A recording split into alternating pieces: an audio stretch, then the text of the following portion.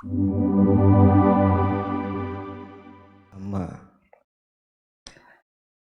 mungkin banyak yang belum tahu ya, mungkin ya apa itu dasar Raja Dhamma. Kecuali yang sudah googling, yang sudah cari di Google mungkin tahu. Dasar Raja Dhamma itu adalah 10 prinsip kepemimpinan, 10 prinsip moral yang diperlukan oleh seorang pemimpin. Ya, sumbernya itu bukan dari Sutta kalau dasar Raja Dhamma ini. Jadi mungkin karena sumbernya bukan dari Sutta, makanya tidak banyak yang membahas tentang ini. Jadi sumbernya itu dari Jataka. Jataka itu kumpulan cerita-cerita kehidupan lampaunya Sang Buddha waktu masih menjadi Bodhisatta. Yang lebih tepatnya itu di Jataka nomor 385. Judulnya itu Nandiya Miga Jataka. Nandiya Miga Jataka. Ya, jadi ya sedikit cerita singkat ya. Jadi di Nandiya Miga Jataka itu diceritakan kalau waktu itu Sang Buddha lahir jadi Raja Rusa. Nah, waktu itu juga ada seorang raja di kerajaan Kosala. Dia suka memburu rusa. Ya, dia sudah membunuh banyak rusa. Terus pada waktu itu suatu hari dia bertemu dengan Raja Rusa ini, Bodhisatta ini. Raja Kosala mau tentunya semangat ya, kata Raja Rusa yang kelihatan begitu agung itu. Dia mau menembakkan panah ke Raja Rusa ini, tapi dia tidak mampu. Ternyata tidak mampu karena ya cinta kasihnya seorang Bodhisatta itu sangat besar. Jadi dia tidak mampu untuk menembakkan panah itu ke Raja Rusa. Dan ya singkat cerita, dia berbincang-bincang. Kemudian Bodhisatta itu membahas tentang 10 prinsip moral tentang kepemimpinan kepada Raja Kosala. Ya, singkat ceritanya gitu. Nah, kalau berdasarkan cerita tadi itu kan berarti Bodhisatta itu menjelaskan 10 prinsip itu kepada raja atau pemimpin negara. Tapi sebenarnya bukan hanya raja aja yang perlu menerapkan 10 prinsip ini, tapi pemimpin dalam berbagai bidang, pemimpin pada umumnya, ya bisa pemimpin dalam perusahaan atau pemimpin di dalam organisasi politik, kemanusiaan atau agama gitu, atau di instansi pendidikan juga bisa, atau di organisasi yang paling kecil itu yaitu keluarga. Ya, keluarga itu juga organisasi ya, jadi kan ada pemasukan pengeluaran juga kan, jadi bisa disebut sebagai organisasi. Atau juga bisa pemimpin yang bawahan, tapi dia punya bawahan lagi. Apa contohnya? Dia kayak manajer gitu ya. Manajer itu kan bawahan, tapi dia juga punya bawahan, jadi dia itu juga pemimpin. Atau juga waktu ada event, kalau di Edakas ini kalau ada event kan membentuk kepanitiaan kayak. Kalau di kepanitiaan ada ketua panitianya, terus ada divisi-divisinya, dan tiap divisi itu kan ada koordinatornya gitu. Nah, koordinatornya itu adalah juga bisa disebut pemimpin. Jadi bisa menerapkan dasar Raja Dhamma ini. Nah, sebelumnya saya sharing Dhamma tentang dasar Raja Dhamma ini bukan berarti saya sudah jadi pemimpin yang hebat gitu, bukan ya. Ya, saya masih punya banyak kekurangan juga. Tapi saya cuma sharing aja apa yang saya tahu supaya mungkin bisa berguna buat Bapak Ibu saudara-saudari Dhamma sekalian yang saat ini mungkin jadi pemimpin. Ya, jadi Apa aja dasar raja dharma itu? Yang pertama, yang paling sering kita dengar itu adalah dana. Dana itu artinya kan suka memberi ya. Jadi pemimpin yang suka memberi itu bukan berpikir untuk berpikir apa yang bisa saya dapatkan pada saat saya menjadi pemimpin. Tapi dibalik, apa yang bisa saya berikan melalui jabatan saya ini sebagai pemimpin. Ya, yang bisa kita berikan sebagai pemimpin itu bukan hanya uang atau materi aja, tapi bisa juga memberi perlindungan, misalnya kepada yang lebih lemah, atau memberikan rasa aman kepada yang dipimpin, atau memberi kesempatan kepada orang lain untuk bisa lebih berkembang. Misal kalau lihat orang itu pinter, orang itu pinter, nanti kita kasih kesempatan, kita kasih jabatan untuk ngurusi masalah apa gitu misalnya. Jadi supaya dia bisa lebih menggunakan kemampuannya untuk hal yang lebih baik, seperti itu. Terus memberi waktu untuk mendengarkan keluhan, itu juga salah satu bentuk dana untuk memberi waktu itu. Misal ya kalau di keluarga itu kalau ada anak atau istri atau suami mau mendengarkan keluhan, ya kita berdana waktu lah untuk mendengarkan keluhannya mereka. Atau berdana kuping juga ya untuk mendengarkan. Terus memberi ilmu. Biasanya kalau di instansi pendidikan ya guru berarti ya. Mereka memberi ilmu untuk mereka berdana ilmu untuk orang lain. Atau kalau di perusahaan ya kepada karyawan baru. Kepada karyawan baru. Yang pemimpinnya memberikan arahan kepada karyawan baru itu kerjanya seperti apa gitu begitu. Lalu yang bisa juga kita, ini yang agak sulit sih, memberi maaf. Ya, kan kadang pemimpin dengan bawahannya itu kan tidak selalu kompak ya. Kadang bisa ada clash gitu. Nah, kalau mereka berbuat salah ya kita mungkin kita berdana maaf kepada mereka gitu. Walaupun memang agak sulit memang. Nah, Nah, tapi kalau membeli itu juga harus disertai dengan kebijaksanaan juga.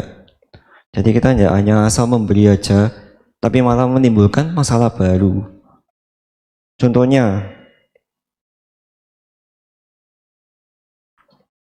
kalau misalnya kita kasih kesempatan kepada teman dekatnya kita gitu, karena kan sungkannya sudah kenal, jadi yaudah sini kasih jabatan, padahal dia tidak mampu di bidang itu, dia tidak kompeten di bidang itu, tapi kita kasih jabatan itu.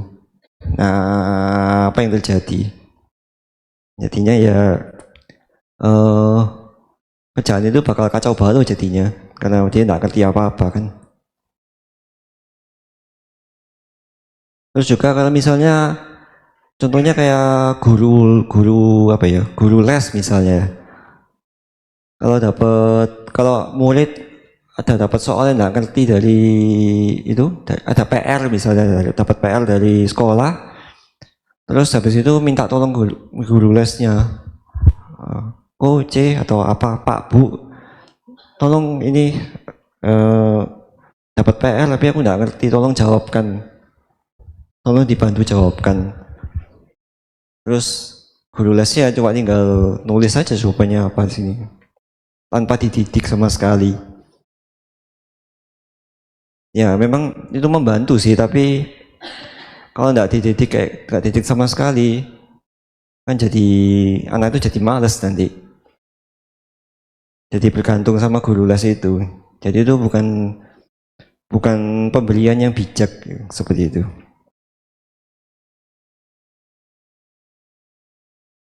Ya dan kalau kita memberikan sesuatu itu kita mesti memberikan dengan murni ya, bukan pencitraan. Jadi kalau apa namanya, kalau kita memberi sesuatu ya kita tidak perlu ungkit-ungkit lagi, nggak perlu diungkit-ungkit terus. Jadi kita juga tidak perlu punya perasaan ingin dipuji. Wah hebat ya dananya bisa berdana 1 M di wihara ini, 1 miliar. Tidak perlu. Itu baru dana yang murni. Kalau masih ingin dipuji, masih ingin diperhatikan, masih ingin diungkit-ungkit terus tentang dananya, itu bukan dana yang murni.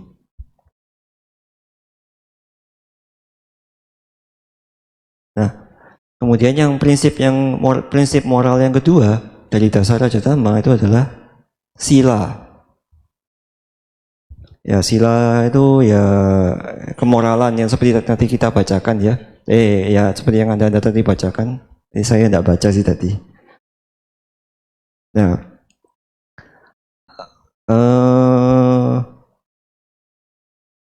pernah enggak Bapak Ibu lihat ada orang yang suka sekali berdana? Berdana itu sampai berjuta-juta, bermiliar-miliar gitu. Tapi dia suka marah-marah. Dia masih suka marah-marah. Terus ngomongnya kasar gitu. Nah, itu karena dia belum mempraktekkan sila. Terutama itu sila keempat. Nah, sebagai pemimpin itu perlu sekali untuk mempraktekkan sila ini. Kenapa? Coba bayangkan kalau seorang pemimpin tidak praktek sila. Sila pertama, dia bakal tidak segan-segan untuk menyakiti orang lain atau bahkan membunuh. Kalau membunuh mungkin itu ya lebih ke pemimpin negara ya. Kalau pemimpin dalam perusahaan atau organisasi mungkin tidak sampai membunuh lah. Mungkin menyakiti ya. Terus kalau yang sila kedua, kalau pemimpin tidak mempraktekkan sila kedua, dia bakal dia tidak akan segan untuk mencuri, misal korupsi lah atau menggelapkan uang perusahaan lah, gitu. Atau sebagai pemimpin arisan terus uangnya dibawa lari gitu. Dia tidak akan segan untuk melakukan itu. Kemudian yang sila ketiga, ini biasanya sering sila ketiga kan Kamesu Micacara ya, tidak mempraktekkan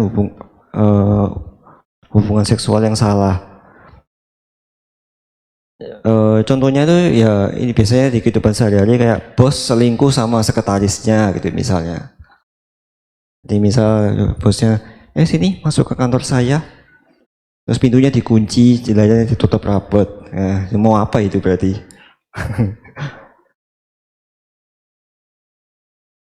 Nah terus yang sila keempat, kalau tidak mempraktikkan sila keempat, berarti pemimpin itu bakal tidak akan melakukan ucapan benar.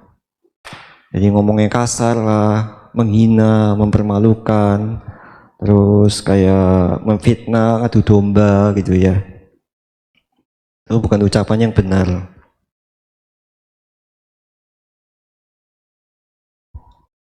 Contohnya ini ya saya pernah menghadapi sendiri sih. Waktu itu saya kerja di sebuah perusahaan gitu. Kerjanya itu WFH, work from home. Terus saya kan ada di satu divisi gitu, terus ada kepala divisinya gitu. Nah, kan saya kan waktu itu kan masih baru ya. Nah, kalau saya masih baru itu kan berarti saya kan butuh belajar dulu, menyesuaikan dulu kan. Nah, tapi si pemimpin divisi ini minta saya harus bisa dalam waktu singkat. Ya kan itu kan tidak mungkin loh kan, pasti saya butuh waktu buat belajar. Nah, terus dia kan terus ngomel-ngomel minta cepet. Karena akhirnya saya bilang ya tolong sabar dulu ya, saya kan masih belajar. Terus dia balas di chattingnya tuh. Ini kita lewat chatting ya ngomongnya ya. Terus dia balas di chattingnya, sabar matamu. Nah, itu kan ucapan yang sangat kasar gitu. Jadi bukan pemimpin yang baik ngomong seperti itu. Ya, tapi waktu itu ya saya tetap bertahan terus sih, tetap bertahan terus untuk se apa? Untuk sekilas apa? Untuk seberapa waktu saya tetap bertahan. Tapi karena akhirnya nggak tahan lagi ya saya resign, saya keluar. Kan cara menghadapi hal yang tidak menyenangkan itu kan ada dua kan ya. Bisa bertahan, bersabar tetap bertahan, atau kalau bisa keluar dari situasi yang tidak menyenangkan itu ya keluar aja gitu. Ya saya memilih untuk keluar daripada saya tambah stres di ladang yang kotor, saya jadi ikut kotor nanti. Ya, kemudian yang kelima, pemimpin yang tidak mempraktekkan sila kelima, ya gitu deh, mabuk-mabukan atau narkoba, minum narkoba. Coba bayangkan kalau misalnya kepala keluarga itu suka mabuk-mabukan gitu ya, pulang ke rumah nanti istri anaknya dipukuli karena mabuk. Besoknya nggak sadar dia, lo kok abu semua, badanmu kok luka-luka semua, kenapa? Nggak sadar kalau dia yang mukuli. Jadi kalau pemimpin yang menjalankan sila itu bisa memberikan rasa aman kepada anggotanya atau bawahannya. Jadi dia bisa lebih dipercaya, bisa lebih dihormati. Ya, kemudian itu yang sila. Terus yang ketiga, paricaga. Paricaga itu artinya rela berkorban. Atau kalau dijabarkan lebih panjang, melepas keinginan pribadi demi kepentingan yang lebih besar. Ya, sekilas sama seperti dana ya, tapi beda sebenarnya. Dana itu tindakan untuk memberi. Dana itu adalah tindakan memberi. Tapi kalau paricaga itu lebih menekankan kepada keberanian untuk melepas sesuatu yang kita lekati. Contohnya gini, misalnya ada pemimpin yang punya cita-cita. Pada saat aku jadi pemimpin, aku mau bikin proyek tertentu, proyek apa gitu ya. Tapi karena kondisi keuangan perusahaannya lagi tidak baik, akhirnya dia harus merelakan untuk tidak meneruskan proyek itu. Tapi lebih mengalokasikan dana untuk proyek itu ke gaji karyawan misalnya. Nah, jadi supaya perusahaan itu tidak jatuh, tidak bangkrut. Seandainya kalau dia tidak menerapkan paricaga, ya dia bodoh amat ya. Bodoh amat karyawannya gimana, gaji nggak dibayar, terserah. Pokoknya proyek saya, impian saya tercapai, seperti itu. Nah, contoh lain, misalnya rela berkorban itu pada saat kita, yang sederhananya aja, pada saat kita rapat misalnya. Misal ada ketuanya itu punya usul, saya mau bikin ini, saya usulkan bikin seperti ini. Nah, tapi ada anggotanya yang memberikan usul lain yang lebih baik dari dia. Nah, apa yang akan dilakukan oleh pemimpin itu? Kalau dia menerapkan paricaga, ya dia akan mengorbankan usulnya dia dan menerima usulnya anggotanya. Jadi rela melepas ndak gengsi karena saya ini ketua. Aku ini ketua, jadi aku harus lebih dihormati, lebih didengar, harus lebih diutamakan. Seperti aku semua. Nah, ya jadi paricaga itu juga untuk melepas kemelekatan terhadap aku. Jadi bukan hanya, jadi melihat kepentingannya lebih besar, bukan hanya aku aja, aku. Kalau kita aku ingin dihormati, aku ingin diutamakan. Kalau misalnya itu tidak dilakukan, tidak didapatkan, apa yang akan terjadi? Ya tentunya mendatangkan penderitaan ya. Kok aku tidak dihormati sih? Kecewa, marah. Ya seperti itu.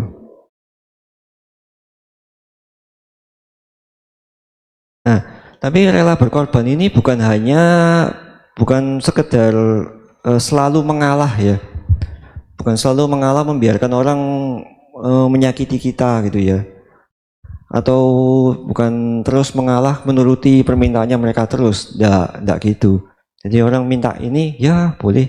Orang minta itu ya oke. Enggak harus selalu begitu. Disuruh terjun ke api ya oke. Saya terjun ke api. Enggak gitu juga ya. Jadi kita perlu berpikir kerelaan saya ini membawa kebaikan kah? Apakah kerelaan saya ini bisa memberi manfaat kah buat orang lain atau malah bikin masalah baru? Ya, itu jadi perlu dipikir dulu. Jadi paricaga ini bukan pengorbanan yang buta. Bukan pengorbanan buta asal berkorban aja. Tapi ya perlu disertai dengan kebijaksanaan supaya bisa tepat sasaran ya.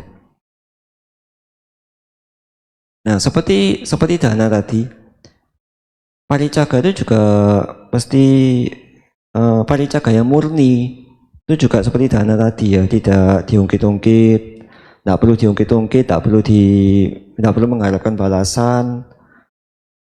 Dan paricaga yang murni ini biasanya itu orang tua terhadap anak biasanya. Biasanya orang tua itu kan rela mengorbankan impiannya atau mengorbankan hartanya atau mengorbankan waktunya untuk anak-anaknya. Nggak semua sih, kebanyakan orang tua seperti itu. Saya bilang nggak semua, soalnya memang ada orang tua yang nggak sayang sama anaknya, itu ada. Tapi kebanyakan sayang, bersedia mengorbankan untuk anak-anaknya. Nah, itu yang paricaga, yang ketiga. Kemudian yang keempat itu ajawa.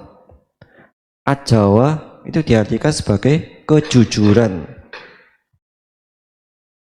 Nah, dalam konteks dasar Raja Dhamma ini,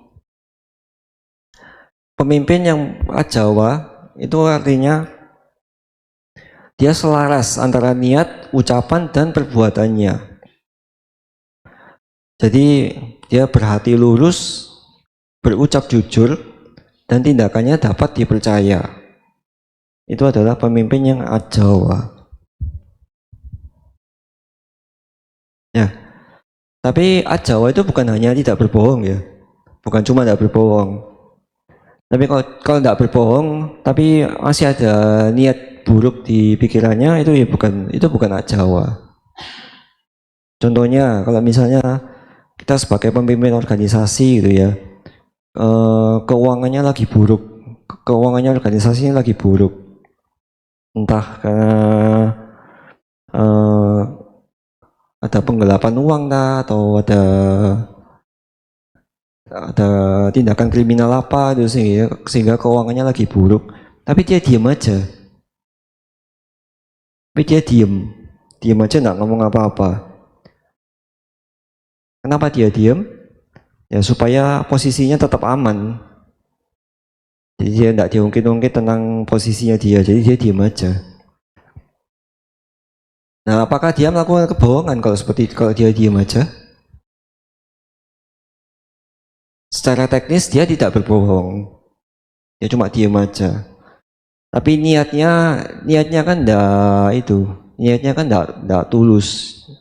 Ya niatnya kan untuk mengamankan posisinya dia sendiri demi mengorbankan, walaupun mengorbankan organisasinya. Kalau pemimpin yang memiliki ajawa, dia bakal jujur ya kok kondisi keuangan lagi jelek karena masalah ini. Ayo kita diskusi gimana caranya mengatasi masalah ini. Walaupun nanti akhirnya dia kedudukannya bakal dipermasalahkan ya sudah ya pokoknya yang penting organisasi ini bisa berjalan terus yang seperti itu. Itu baru Ajawa. Jadi mau jujur itu sebenarnya tidak gampang ya. Kadang kalau jujur itu kita malah bikin malu. Kita jadi malu kalau mau jujur. Bisa kehilangan keuntungan juga. Misal kalau kita berbuat salah kan mau ngomong saya salah. Itu kan kadang kita malu dan gengsi ya, untuk mengakui itu kalau saya benar-benar salah gitu. Ya, jadi kalau Jawa itu membutuhkan keberanian untuk ngomong dan mengakui bahwa ya saya memang salah. Atau apalagi ini ya. Kalau memang kalau ditanya dan kita memang belum tahu, ya kita jawab ya saya memang belum tahu. Ya saya cari tahu dulu. Jadi bukan tidak asal ngomong aja. Ya saya tahu padahal tidak tahu. Seperti itu.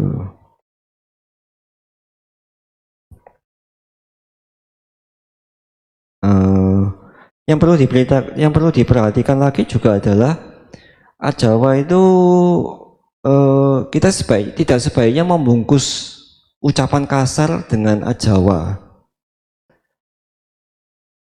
Jadi kita bicara jujur tapi ngomongnya kasar. Menurut saya jujur kok, tapi cara penyampaiannya kasar. Contoh kalau misalnya ada cewek yang pakainya minim sekali misalnya ya, atau cowok yang nggak pakai baju telanjang dada cuma pakai celana pendek aja gitu. Itu kan di beberapa lokasi tempat itu kan itu biasa aja ya. Tapi kalau di Indonesia seperti itu ya rasanya kurang pantas dah. Jadi kalau ngomongnya jujur tanpa Jawa, ngomongnya kasar jadinya. Kamu ini pahanya sudah besar gitu kok pakai celana pendek gitu. Kasar sekali gitu, tak sopan. Ya, kalau dengan Jawa ya mungkin ngomongnya jangan pakai gitu. Ini kan di Indonesia kita pakai budaya timur. Jadi enggak pantas lah pakai baju seperti itu. Ganti aja. Nah, itu kan ngomongnya lebih halus kan daripada tadi. Ngomong tentang fisik gitu.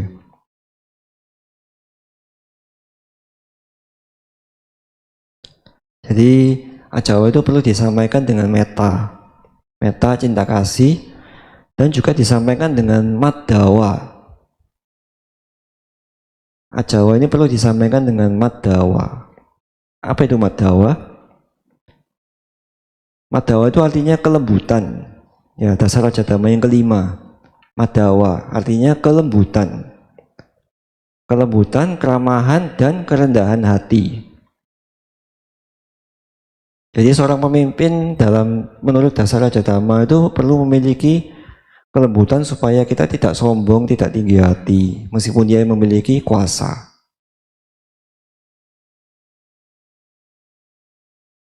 Nah, tapi pemimpin yang menerapkan prinsip maddawa atau kelembutan itu bukan berarti orang itu pemimpin yang lemah ya, bukan berarti tidak bisa tegas. Jadi tetap bisa tegas, tapi disampaikan dengan lembut dan rendah hati. Tidak disampaikan dengan kasar. Contohnya kalau misalnya tidak menggunakan maddawa ya, ada karyawan datang terlambat misalnya. Kamu ini males. Jam masuk kantor jam 8 kok baru datang jam 11. Nah, itu tidak disertai maddawa. Tapi kalau disertai dengan maddawa, kita bisa ngomong seperti ini. Misal jam masuk kantor itu jam 8. Jadi masuk tepat waktu itu adalah kewajiban Anda sebagai karyawan di sini. Ya, jadi tolong jangan diulangi lagi ya. Atau nanti Anda saya kasih surat peringatan SP1. Nah, seperti itu. Jadi yang contoh yang kedua tadi itu lebih lembut, tapi juga tetap tegas. Menyampaikan peraturannya seperti apa. Itu erat kaitannya sama itu ya. Salah satu dari jalan mulia berunsur 8 yaitu ucapan benar. Kan ucapan yang benar itu kan syaratnya itu kan sesuai fakta, bermanfaat, disampaikan di waktu yang tepat, disampaikan dengan lembut, dan didasari atas niat baik. Nah, disampaikan dengan lembut itu kan itu prinsip maddawa tadi.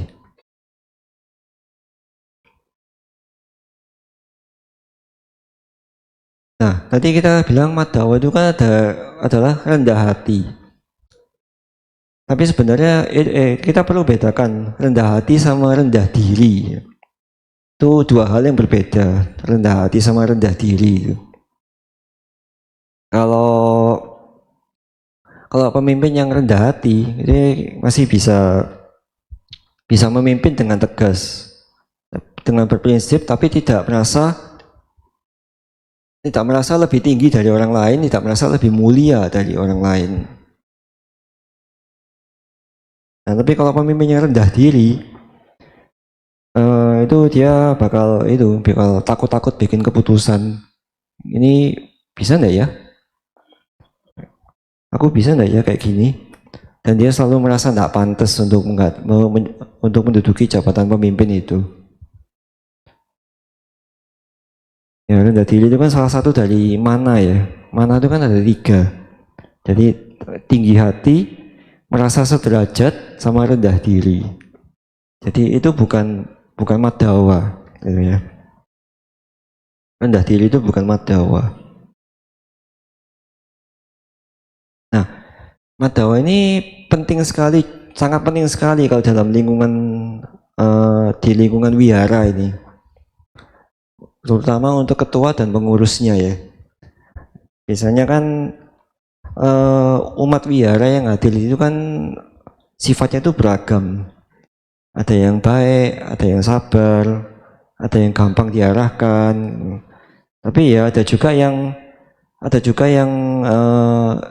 suka protes gitu misalnya ya. Misal aja ya, semoga Bapak Ibu sini tidak ada yang seperti itu ya.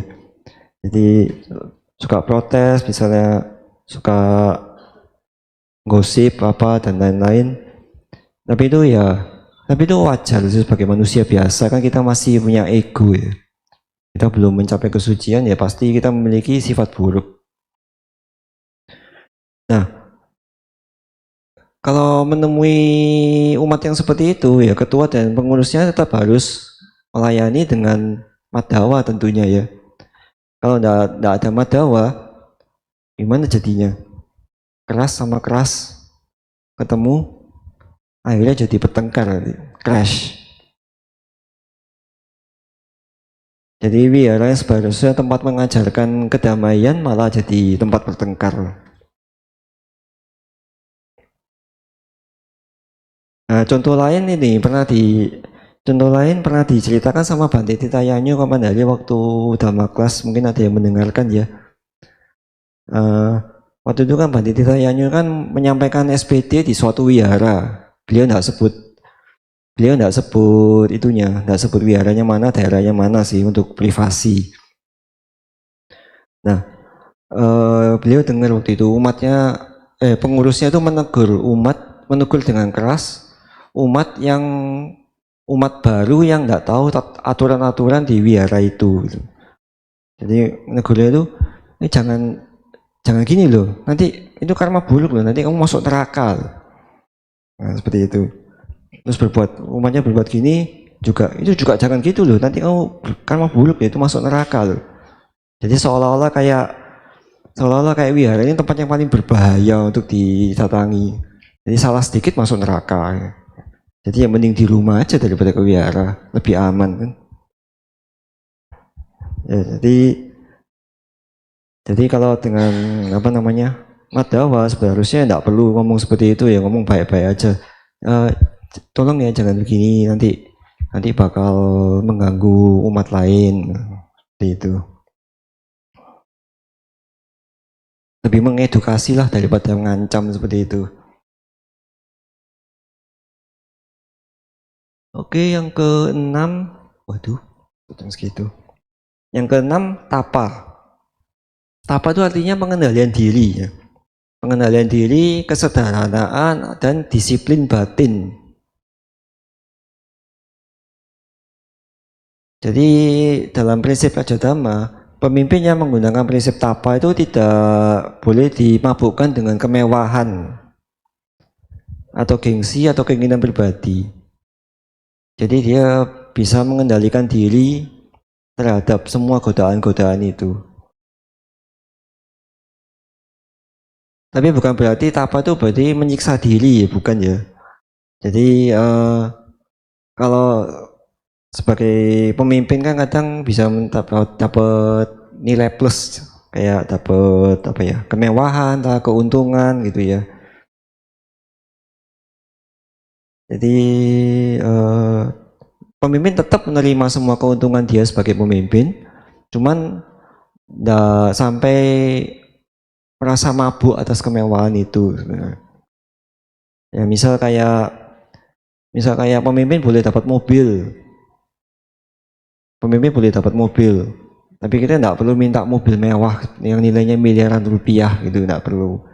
Ya mobil biasa yang harganya 200 juta, 300 juta mungkin masih ada mungkin. Jadi tidak jelek-jelek amat ya. Jadi yang penting bisa dibawa kemana-mana gitu. Itu sudah oke lah.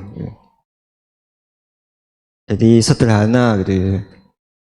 Ya, pemimpin yang memegang prinsip tapa itu lebih mencondongkan kesederhanaan dan rasa cukup daripada kemewahan.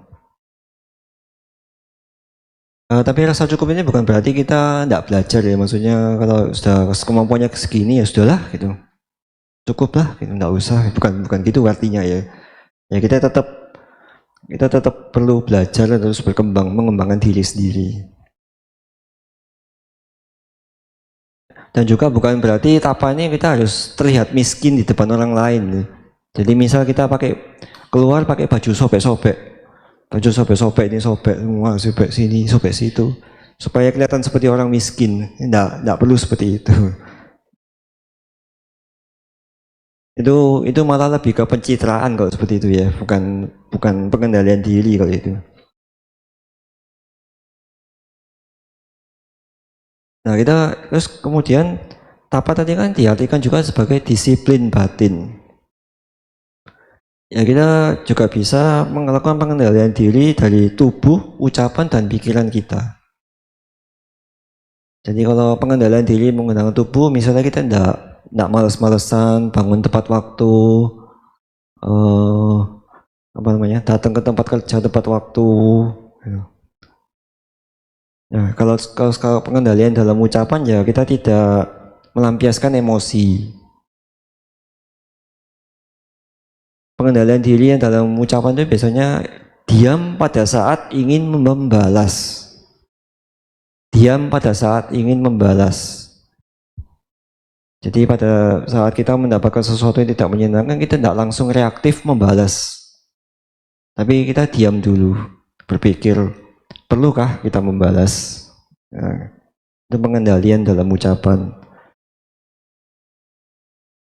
Pengendalian dalam pikiran juga mirip-mirip lah ya. Jadi pada saat ingin dipuji, pada saat kita dipuji ya kita mengendalikan diri supaya kita tidak terlalu terbawa ke dalam pujiannya. Jadi tidak terlalu terlalu bangga atas pujian yang kita dapatkan. Biasa aja. Itu erat, jadi pengendalian dalam tubuh, ucapan, dan pikiran itu erat kaitannya dengan indriya samwara sebenarnya. Pengendalian diri, pengendalian indera pada saat indera melakukan kontak dengan objek. Jadi supaya pikiran kita tidak langsung reaktif. Ada sesuatu yang menyenangkan kita langsung reaktif marah. Gitu. Ada sesuatu yang apa tuh? Ada makanan enak kita langsung kepingin makan enak gitu.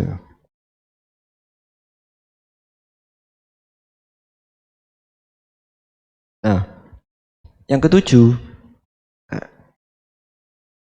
yang ketujuh itu adalah akoda. Koda itu artinya kemarahan. Kalau ditambah A di depannya itu berarti artinya berlawanan ya. Artinya kebalikannya. Jadi akoda itu tidak dikuasai oleh kemarahan. Ya.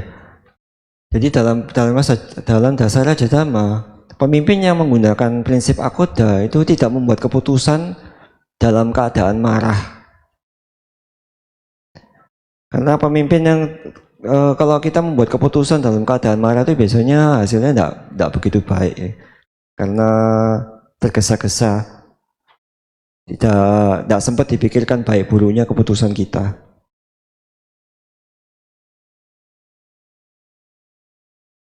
Nah selain itu kalau misalnya kita tidak mengendalikan amarah sebagai pemimpin itu malah efeknya itu besar. Dampaknya itu bukan buat cuma 1-2 orang aja, tapi untuk banyak orang. Ya, dia bisa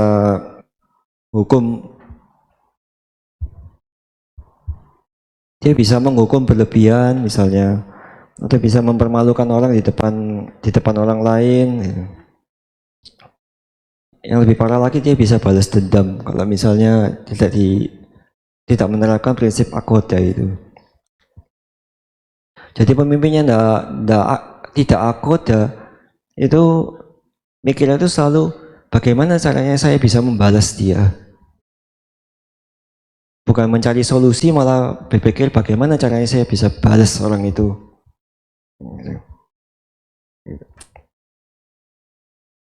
Nah, kemarahan dan ketegasan itu perlu dibedakan ya. Jadi kalau kemarahan itu kan panas gitu ya, hati ini jadi panas, reaktif dan ingin menyakiti, ingin orang itu merasa kecil di depan orang lain. Nah, tapi kalau ketegasan itu tidak harus dengan marah-marah. Menegur itu tidak harus dengan marah-marah. Yang penting ketegasan itu terarah, mau menegakkan sesuai peraturan yang ada, itu ketegasan.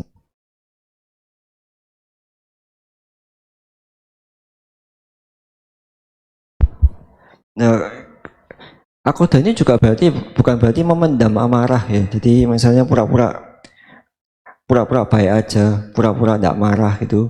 Tapi dalam hatinya sebenarnya masih marah. Kalau akoda yang benar-benar akoda itu adalah kita sadari bahwa kita ini sebenarnya lagi marah. Terus jadi tidak langsung bertindak, kemudian berpikir apa sih yang membuat kita ini marah sebenarnya. Dan kemudian kita bisa berpikir apa tindakan yang benar sekarang ini. Itu 4 kesunyatan mulia ya, berarti ada duka, terus ya gitu dah, 4 kesunyatan mulia pokoknya. Jadi akoda itu bukan berarti pura-pura tidak marah, tapi akoda itu mengolah kemarahan dengan sadar. Mengolah kemarahan supaya tidak membuat batin kita jadi ikut marah gitu ya. Nah, akoda dalam keluarga itu juga sebenarnya penting juga ya. Mana nih? Ya biasanya orang tua biasanya kan orang tua atau anak kalau marah itu kan bisa saling menyakiti anggota keluarga lainnya ya. Orang tua bisa menyakiti perasaan anaknya, atau anaknya bisa menyakiti perasaan orang tuanya gitu. Terus kadang orang bilang, Saya ini marah karena saya ini sayang sama kamu. Saya ini marah karena saya sayang sama kamu. Kalau tidak sayang ya tidak peduli saya. Nah, tapi sebenarnya kalau marah gitu,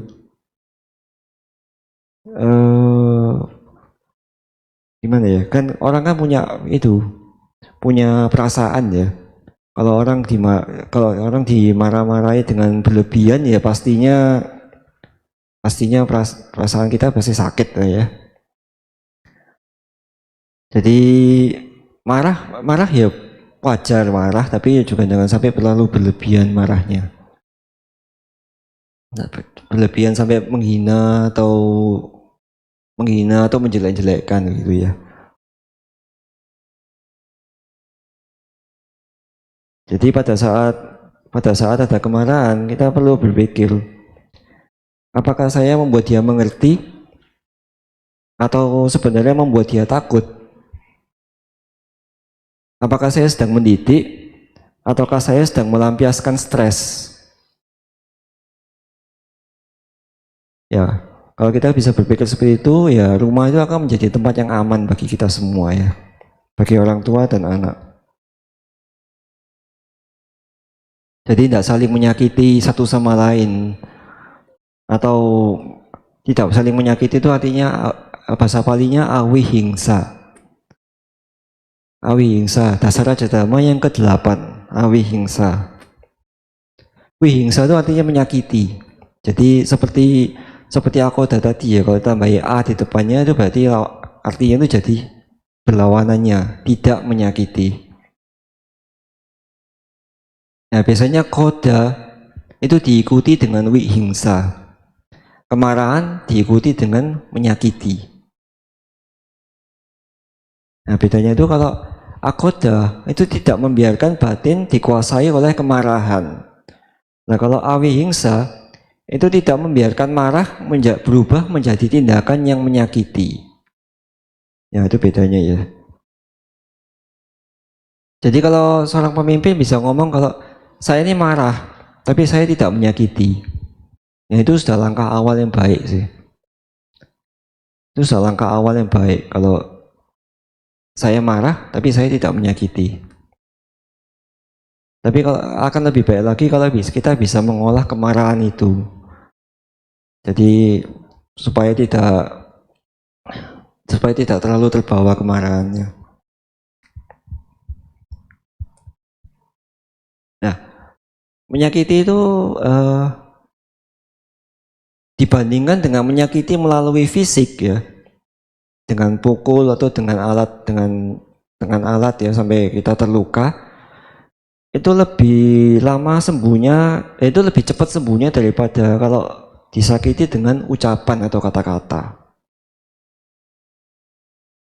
Kalau kita sakit hati itu sakitnya lebih lama sembuhnya daripada sakit fisik ini. Jadi ada baiknya bahwa pemimpin itu tidak terlalu menyakiti orang dengan kata-katanya ya.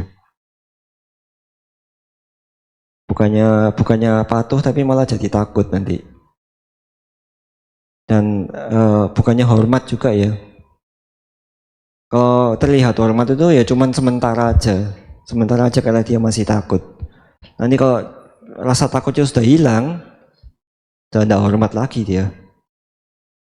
Jadi tidak bertahan lama, hanya sementara aja rasa hormatnya itu. Akibat takut karena disakiti. Nah dan dalam keluarga juga sama seperti yang tadi ya, seperti tadi akoda itu. Biasanya orang tua, tidak semua ya, tapi umumnya orang tua zaman dulu, yang kalau di internet itu biasanya dibilang orang tua zaman VOC ya. Itu bahasa gaulnya di internet, orang tua zaman VOC. Itu mendidik anak itu dengan menyakiti secara verbal maupun fisik. Ya kayak sapu lidi dipukul pakai sapu lidi gitu misalnya, atau pakai sandal gitu. Nah tapi ya positifnya ya mereka anak-anak itu akan tumbuh dengan mental yang kuat. tumbuh dengan mental yang kuat gitu. Cuman kelemahannya ya mereka akan jadi melanjutkan koda dan wihingsanya ke generasi selanjutnya gitu. Itu efek jeleknya sih. Jadi ya harapannya sih bisa apa? Harapannya sih supaya tidak dilanjutkan lagi, diputus pada saat generasi itu aja gitu. Jadi jangan dilanjutkan lagi koda sama wihingsanya.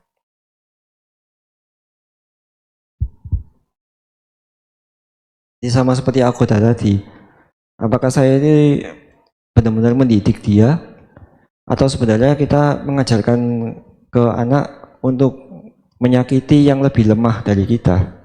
Ya. Tapi kalau orang tua zaman sekarang kayak sepertinya saya lihat itu kayaknya sudah enggak umum sih ya menggunakan kekerasan seperti itu ya. Jadi mereka tuh lebih mempraktekkan kanti kayaknya. Ya sejauh yang saya lihat ya, saya tidak tahu lagi ya. Mereka lebih mempraktekkan kanti. Kanti itu apa? Dasar Raja Dhamma yang ke-9, kanti. Artinya kesabaran atau ketabahan. Ya jadi dalam kehidupan kita kan selalu ada 8 kondisi duniawi ya. Jadi ada untung, rugi, dipuji, dicela, terkenal, tidak terkenal, sama bahagia dan penderitaan. Nah, dalam dasar Raja Dhamma, pemimpin yang memegang prinsip kanti itu adalah berusaha untuk teguh, berusaha untuk tetap tabah dalam menghadapi 8 kondisi duniawi ini. Biasanya kalau jadi pemimpin itu kan umumnya itu yang paling sering itu dipuji dan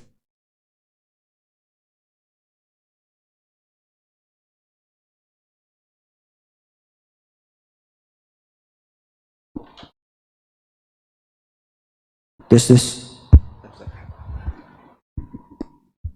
ya sebagai pemimpin itu kan biasanya yang paling sering dialami itu adalah dipuji dan dicela biasanya.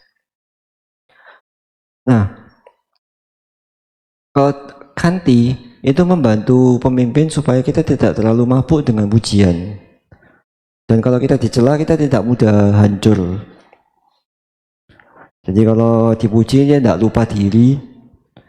Jadi kalau dia dicela juga tidak langsung runtuh. Atau bahasa gaulnya tidak langsung baper gitu ya. Dia belajar untuk melihat semuanya itu adalah kondisi yang datang dan pergi.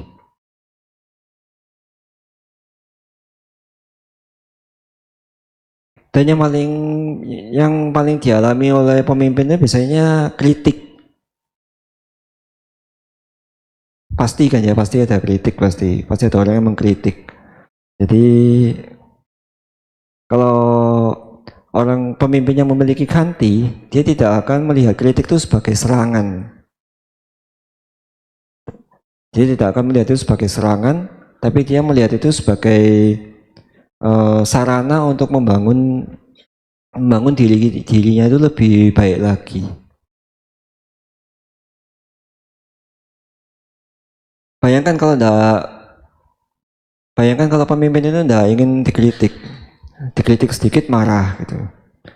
Nanti orang-orang di sekitar itu orang-orang di sekitar itu hanya itu, jadi orang yang hanya ingin memuji aja.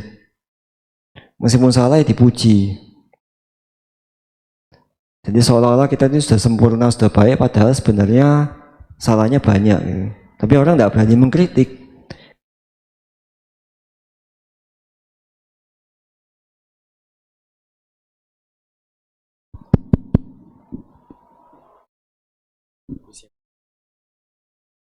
Ya, jadi orangnya tidak berani mengkritik. Soalnya kalau dikritik sedikit marah, dikritik sedikit tersinggung. Jadi ya sudah biarkan. Jadi ya orang-orang sekitarnya jadi ya sudah biarkan aja lah. Gitu. Bodoh amat. Dia mau jadi apa ya terserah gitu.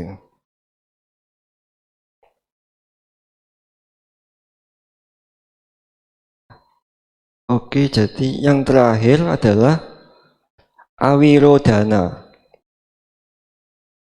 Wirodhana itu artinya pertentangan atau perlawanan atau penyimpangan. Jadi kalau ditambah A di depannya jadi tidak bertentangan,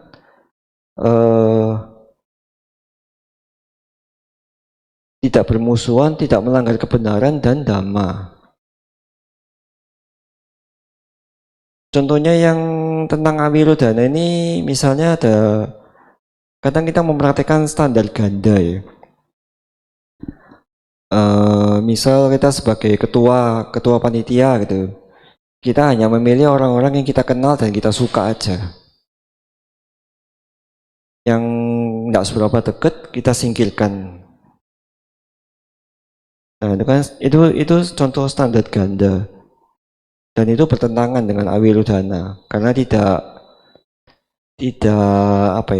fair, tidak adil.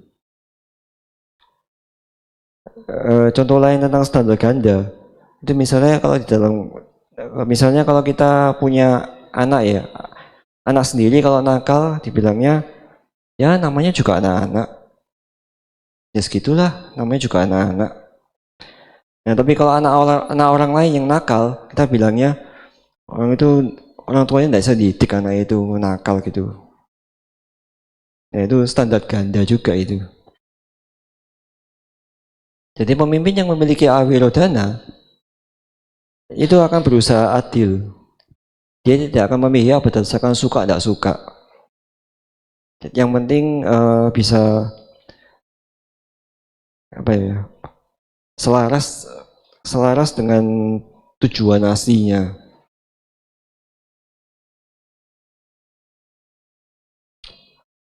Dan juga Awirodhana itu kan tadi disebutkan tidak melawan dhamma ya.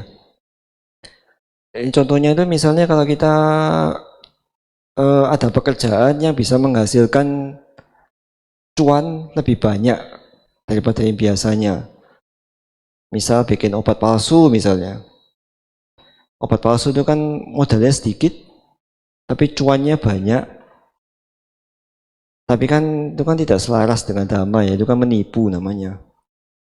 Nah itu adalah pemimpin yang tidak menerapkan Awirodhana. Karena itu tidak selaras dengan dhamma.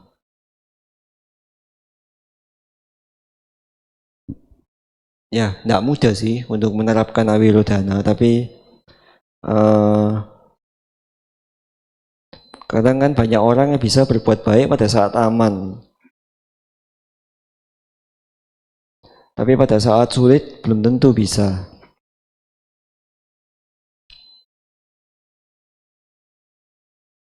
Ya, berarti itu adalah dasar Raja Dhamma ya, 10 prinsip kepemimpinan yang perlu dimiliki oleh seorang Buddhis. Ya bukan Buddhis juga sih ya, sama semua orang sih harusnya ya. 10 prinsip kemoralan yang diperlukan untuk pemimpin gitu ya. Bukan hanya Buddhis tapi untuk semua orang. Jadi sebagai kesimpulannya, dana membuat pemimpin rela memberi. Sila membuat pemimpin layak dipercaya. Paricaka membuat pemimpin rela melepas kepentingan diri sendiri. Ajawa membuat pemimpin tetap lurus. Maddawa membuat pemimpin tetap lembut dan rendah hati. Tapa membuat pemimpin mampu menguasai dirinya, mampu mengendalikan dirinya. Agoda membuat pemimpin tidak diperbudak oleh kemarahan. Awihingsa membuat pemimpin tidak menggunakan kekuatan untuk menyakiti. Khanti membuat pemimpin tetap kokoh saat menghadapi kesulitan. Dan yang terakhir, Awirodhana membuat pemimpin adil dan tetap setia pada dhamma. Ya, jadi itu saja yang bisa saya sampaikan pada hari ini. Semoga bisa bermanfaat bagi Bapak Ibu dan saudara-saudari Dhamma sekalian. Ini, mohon maaf apabila ada kata-kata yang kurang sesuai dan tidak sesuai dalam hati Bapak Ibu dan saudara Dhamma sekalian. Itu tidaklah disengaja. Ya. Di akhir kata saya ucapkan Sabbe satta bhavantu sukhitata. Semoga semua makhluk berbahagia.